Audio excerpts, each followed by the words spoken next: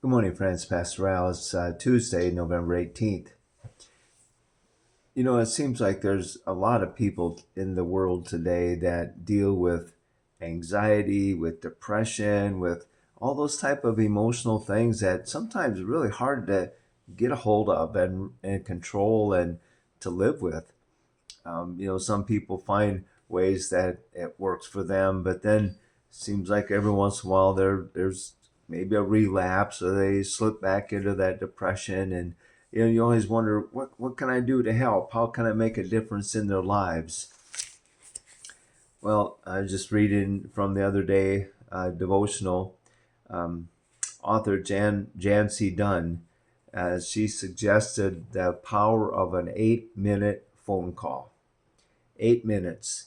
She believed that a brief call, just to connect with family, connect with friends, maybe someone in your church, that it helps reduce depression, loneliness, and anxiety. And those things are just so um, powerful today in our culture that they um, trap people. They cause people just all kinds of problems. And maybe you've received a phone call at some point in your life, and it's like, man, it just was a pick me up, and just made a difference for you that day. In Proverbs chapter 12, verse 25 says, an anxious heart weighs a man down, but a kind word cheers him up.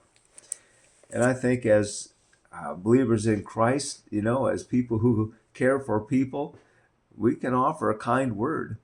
A lot of people say, oh, I can't do anything, and I'm too old or whatever. But can you pick up a phone, give someone a call?